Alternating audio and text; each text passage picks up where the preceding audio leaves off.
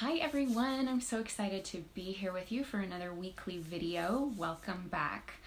I am going to do a little bit of an extension of what we talked about last week. We're going to talk about 3 maybe unexpected habits that really can help your life become healthier and happier. These are more Keystone Habits. We talked about this last week, so if you missed us, go back and watch that video, but I'll teach you a little bit about what the Keystone Habit idea is all about, and we're going to talk about some things that might seem completely unrelated to your health, but health doesn't happen in a vacuum, right? Our healthy habits are impacted by everything in our lives. So I love talking about kind of this holistic overall approach that really kind of becomes a backdoor approach to improving your health. This video is really for you if you feel stuck. All right, a lot of the people that come to me and work with me have done all the things, been on all the yo-yo diets, done all the roller coaster, all of the try and fail thing, and they're exhausted, they're worn out, and they're not feeling like they could really do much of anything to take control of their life.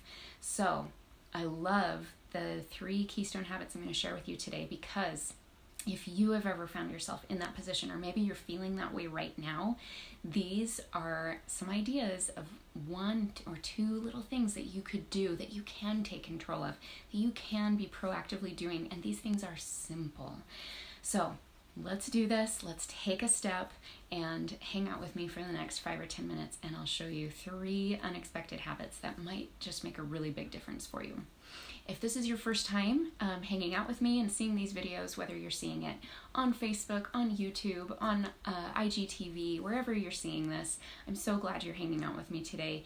I love doing these videos. I love helping women figure out how to create a healthier lifestyle.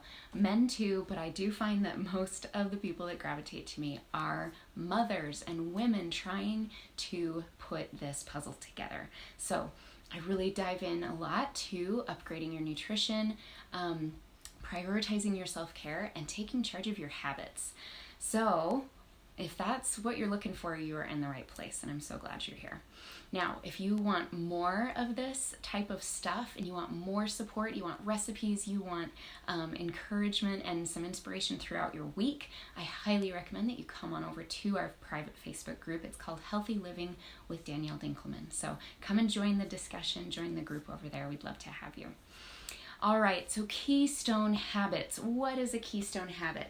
I talked to you about this last week. This is one of my all-time favorite books about lifestyle change and behavior change. This is called The Power of Habit by Charles Duhigg. It's very evidence-based. There's so much science woven into this book, and it's incredibly entertaining and fun to read. He just did an amazing job with this book, and I highly recommend it. But I want to just share with you one idea that he teaches. One principle here is this idea that there is this thing called a keystone habit, and it's simply defined as one behavior that you could put into place that creates a cascading effect, a domino effect, into other behaviors becoming easier, becoming simpler, becoming more natural. And isn't that so much of what we need? We need to just have that energy and that desire to make the changes. Sometimes that's the biggest thing that's standing in our way. So again, if you're feeling stuck, if you're feeling overwhelmed, a keystone habit could be kind of the door that opens this whole healthy living journey for you. So hope that makes sense of what a keystone habit is. I have 3 additional keystone habits to talk about today, in addition to what we talked about last week. So number 1 is making your bed. Isn't that kind of a silly one? Well, we do have studies that they have observed people that regularly make their bed, and they've noticed 3 things: that these people tend to be more productive in their life, they tend to have a higher sense of well-being overall, and this one's kind of strange and specific, but they found that the people that made their bed regularly also had better budgeting skills. They tended to have more self-restraint, and they could stick to a budget. Isn't that funny? Now, if those things are possible just from making your bed, how would that impact your health? Can you see the domino effect where that could lead? again, I think it's all about managing our energy and our mood and our desire to make these changes, right? So if you feel like you can't control anything in your life, the one thing you could control is you could roll out of bed and you could pull that sheet up and make a nice bed in the morning. So one simple little thing that we could do to just increase that energy and that control that we have in our life. So give that a try. Number 2, this one is really cool. He talks a lot about it in his book. It's visualization. And he tells the story of Michael Phelps. You all know, the Olympic swimmer, and how he used visualization as a huge part of his training. And his coach actually trained him to visualize his race, visualize the swim. And to the point that his coach could say to him, put in the tape. And it was this idea of, I know what I want this to look like. And to actually turn that into a visualization, almost to the point that he could close his eyes and push play on this imaginary tape and watch himself having the perfect swim, the perfect race. Now, how does that relate to our health and wellness? I really believe that if we can do that, if we can visualize how we want our day to go, where we want our health to be, how we want to feel, how we want to be thinking, it has a direct impact on the rest of our day. So they have done studies with this as well, that those, especially athletes, that visualize the outcomes that they want, their performance level does go up, okay? Now, we're not elite athletes probably, but again, I think we can use this principle to our advantage. So what can you visualize each day? Are you visualizing yourself the night before? Are you visualizing yourself waking up and putting on your workout clothes and heading to the gym? Could you visualize yourself cooking a really healthy, delicious meal and visualize yourself and your family enjoying it and loving it? What healthy things can you visualize ahead of time? Choose ones that feel possible and start small, but really close your eyes and push play on that tape recorder. And if you do this regularly, you might be surprised of what could happen. All right, the third habit I want to share with you is foundational.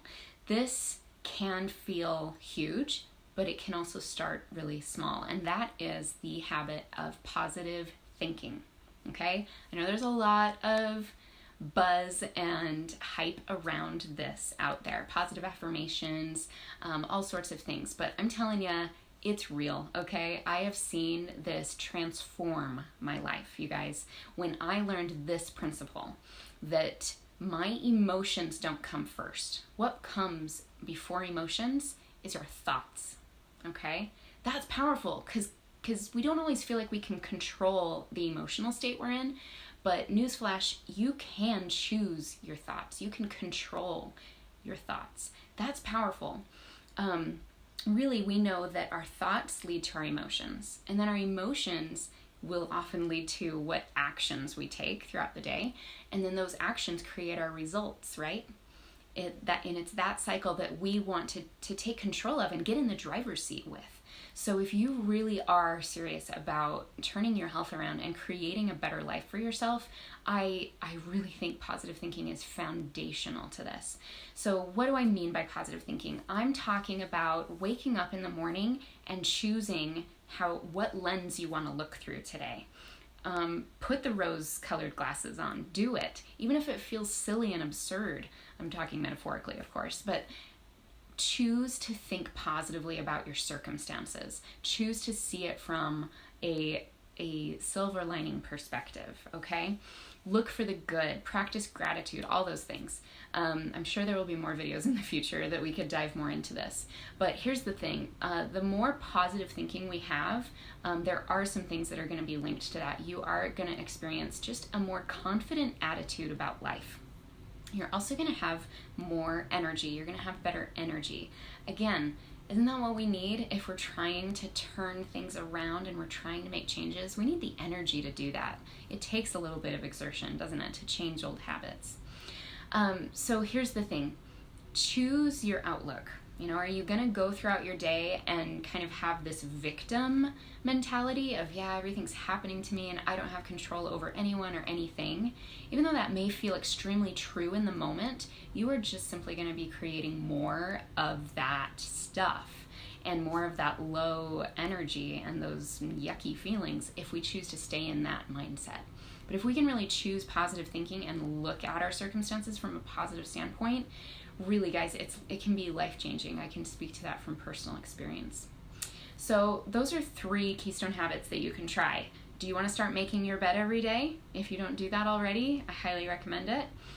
Would you like to start practicing some visualization? What tape recorder do you want to be pushing play on every single day or every single afternoon? Whatever it is that you're trying to shift and change and create a visualization for it. Or do you simply just need to practice having a positive outlook and creating this habit of positive thinking? Okay, all of these can be really powerful. I encourage you to just choose one, especially if you're in that stuck, overwhelmed place. Pick one. Pick the one that feels the easiest. Honestly, I love the making the bed idea. How easy is that? Here's the thing: when you are putting new habits into place, please do not feel like, don't expect to get results overnight. This is not a flipping of the switch. It can become a practice. And that means that it's not a pass or fail thing. Give it a try. Make it something that you are trying to do regularly. And if you miss a day, get right back on and do it again. And just see how this starts to shift other things. So pick one, be intentional, write it down, tell someone that you're going to do it. Comment below and tell us what you want to start doing. What do you have control of that you can start shifting now that might shift other things? Okay? That's my thought for you today. I hope that you enjoy these tips, and I hope that you'll join us over in the Facebook group. If you are not a member of that group yet, come and find us, Healthy Living with Danielle Dinkelman, or subscribe to the YouTube channel under the same name. I just have so much love and respect for each and every one of you. I really hope that you are feeling that love and respect for yourself enough that you can start to kind of sit in the driver's seat again of what you're doing with your life day to day and starting to feel better so that you can then give your all into everything that you do, because I know you do so much good every single day in your families, in your work, in your community. We are powerful people, so let's do this, okay? Take care of yourself so you can take care of others. All right, you guys are awesome. We'll see you next week. Bye-bye.